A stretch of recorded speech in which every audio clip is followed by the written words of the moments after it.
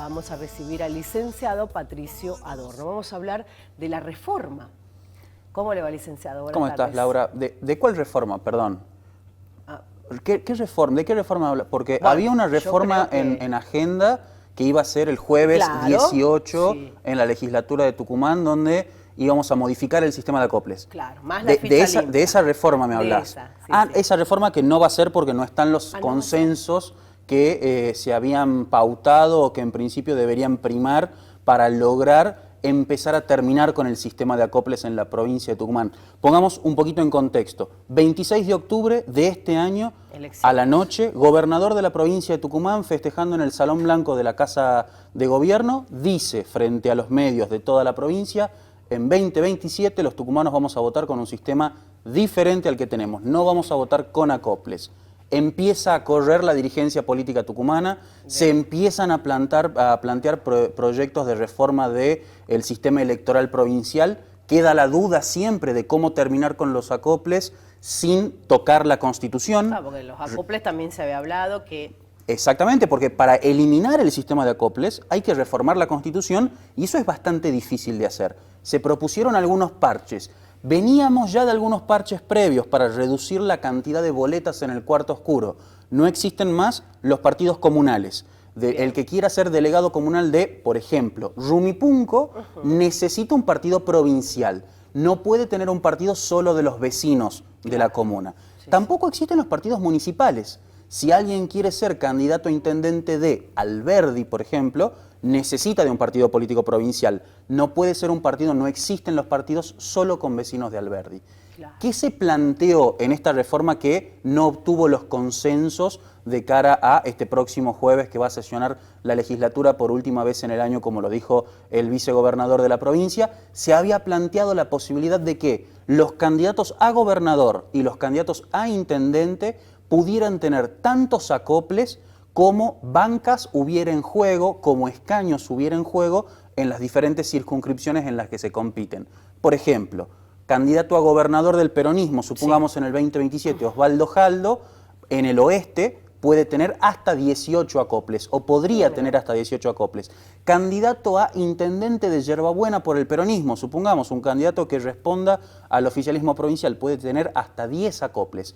Había una diferencia entre los 18 y los 10 acoples, había un mecanismo que empezaba a privilegiar como único ganador al gobernador de la provincia, porque era el que decidía, porque si esa reforma se producía, había un problema: quiénes eran los 18 elegidos del gobernador en el oeste para ser los que tengan el sello que habilite la oferta en toda la sección, lo mismo en el este, lo mismo en la capital.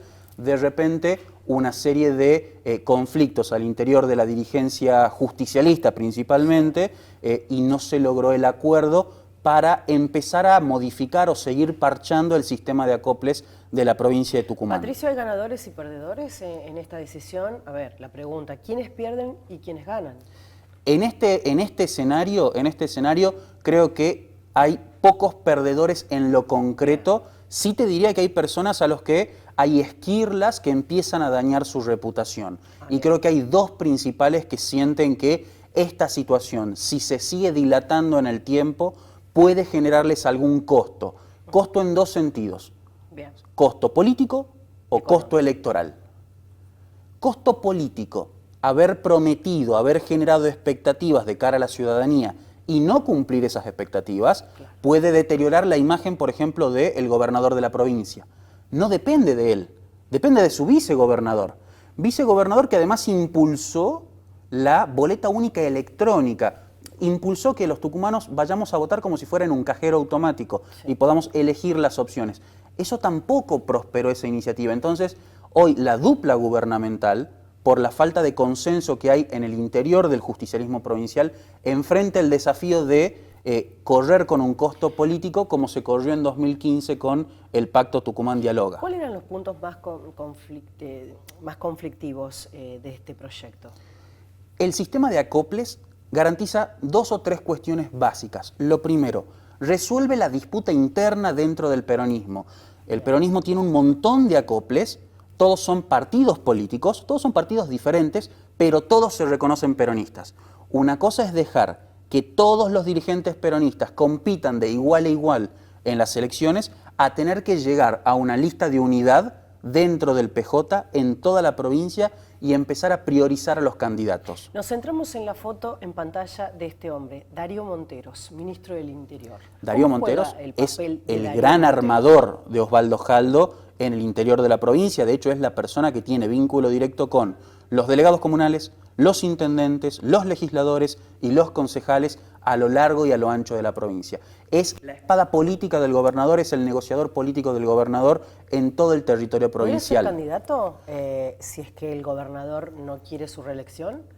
¿Puede ser candidato a gobernador? Yo creo que Darío Monteros, si mal no recuerdo, Darío Monteros es legislador electo, creo. Claro, o sea, renunció. tendría una banca, exactamente, ganó una banca en la legislatura provincial. Y se la cedió. Es una persona de extrema confianza del gobernador.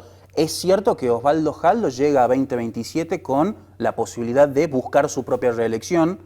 Me parece que no es algo que haya que correr de la escena, sobre todo porque el gobernador, si algo demostró, es que tiene vocación de poder. Y tiene una... charlando con la gente, hay una buena imagen del gobernador. De hecho, es uno de los dirigentes mejor valorados de la provincia, y mejor valorado no necesariamente por el propio votante peronista, lo que también es un elemento a considerar. Tiene mucho apoyo de clases medias urbanas y clases medias rurales en la provincia de Tucumán. Ahora, yendo a la pregunta de Darío Monteros, yo creo que habiendo sido intendente de Banda del Río Salí, uno de los municipios más grandes y seguramente de los más difíciles de gestionar de la provincia, me parece que ningún intendente aspiraría menos en su carrera a tratar de llegar a la gobernación. O a vicegobernador. O a vicegobernador. Ahora, hay un solo gobernador, un solo vicegobernador, y el peronismo tiene muchas personas que aspiran a ese lugar. Digo, uno no llega por casualidad, llega por causalidad. Y me parece que en ese sentido, Osvaldo Jaldo, si está pensando en su reelección en el 27, también debería estar mirando en la continuidad o debería estar considerando en la mesa de análisis la continuidad de cara al 31 de su proyecto político. Porque en el medio, y es algo que sigue estando presente en el peronismo tucumano, están las heridas que no terminan de sanarse de 2021, de la interna entre Osvaldo Jaldo y Juan Mansur, que aunque se solaparon en esta última elección, siguen generando divisiones al interior del peronismo que todavía no se han logrado sanar, y eso es un elemento que puede llegar a ser una debilidad en el futuro del peronismo si no se termina de curar esa herida. El sector gremial, ayer estábamos dialogando vía telefónica con uno de los secretarios de los gremios importantes en la provincia, Alejandro Medina. ¿Qué rol juegan los gremios en este caso? En términos políticos, digo, siguiendo con la línea que veníamos planteando, el peronismo se construyó su base de representación histórica sobre el sujeto histórico que era el trabajador agremiado que encontraba en la fábrica su núcleo de comunidad. Ahora, a lo largo de los últimos 20 o 30 años, el sector de empleados formales fue cayendo hasta que hoy tenemos que 1 de cada 2 argentinos trabaja en la informalidad. Y de los que trabajan en la formalidad, de la mitad de argentinos que trabajan en la formalidad, 1/4, según las estadísticas nacionales, está agremiado. Hoy los gremios perdieron muchísima capacidad de movilización y de influir en el debate político. De hecho, la convocatoria que se hace para el tratamiento de la reforma laboral que plantea el gobierno corre riesgo de no ser lo suficientemente masiva como para generar un golpe de efecto que pueda conmover, si se quiere, a diputados y senadores en función de su votación en la Cámara Alta y la Cámara Baja del Congreso de la Nación. La realidad es que, el problema no es si debe o no debe haber una reforma laboral. Creo que la gran mayoría de la dirigencia política y de la sociedad considera que la reforma laboral es necesaria. La pregunta es, ¿qué reforma laboral es necesaria? ¿Hasta dónde avanzar con la reforma laboral? ¿Hasta dónde modernizar el sistema laboral argentino? Porque ahí sí entran las otras cuestiones que están en juego y que tienen que ver con, por ejemplo, la cuota sindical, por ejemplo, con las obras sociales que mantienen los gremios, por ejemplo, con la representación o la calidad de afiliación gremial, que me parece que son los temas que van a estar presentes en el tratamiento en comisiones de la reforma laboral que envió el presidente de la Nación. Bueno, voy a preguntarte por el vicegobernador. ¿Qué papel juega en esto? El El contador vicegobernador Acevedo. Miguel Acevedo es la persona que tiene la llave de la reforma electoral en la provincia de Tucumán. Él es el encargado de decidir, junto con los presidentes de bloque, de todos los bloques que están representados, de todos los partidos que están representados en la legislatura de Tucumán, cuáles son los proyectos que van a llegar al recinto con posibilidad de transformarse en leyes. En el marco de la reforma electoral, de la reforma política que está en vilo en Tucumán, hay otros dos proyectos que son importantes, que son impulsados por el Ejecutivo y por algunos sectores políticos, que son, por un lado, ficha limpia, evitar que personas que tengan condenas en segunda instancia puedan ser candidatos a cargos públicos electivos, y por el otro lado la paridad de género en las listas, es decir, en la conformación de la nómina de candidatos. Bueno, son los dos temas en los que se va a avanzar. Pero si algo tuvo el vicegobernador Miguel Acevedo durante estos 8 meses, 9 meses, desde que se empezó a impulsar la reforma electoral en la provincia, fue una vocación de empezar a hablar con todos los sectores. Y te diría que de darle mucho espacio y mucha presencia, sobre todo a la oposición tucumana, porque si hay algo que es importante en todos los procesos de reforma electoral, es que sean lo menos discutidos o cuestionados transversalmente posible. No sirve una reforma electoral, y creo que el gobernador lo dejó trascender en las declaraciones de hace 2 o 3 días, respecto de que llegue sin cuestionamientos de la...